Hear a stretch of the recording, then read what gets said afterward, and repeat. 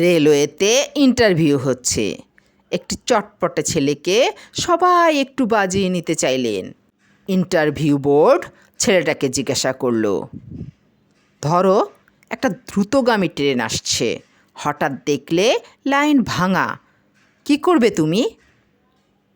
ছেলেটি তখন উত্তর দিল, ট্রেন থামাতে লাল নিশান ওড়াবো।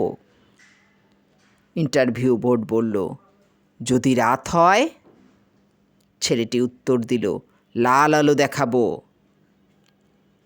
ইন্টারভিউ বোর্ড ছেলেটাকে জিজ্ঞাসা করলো, লাল আলো যদি না থাকে? ছেলেটি উত্তর দিল, তা না হলে আমার বোনকে ডাকবো। ইন্টারভিউ বোর্ড এবার বলল, বোনকে ডাকবে কেন?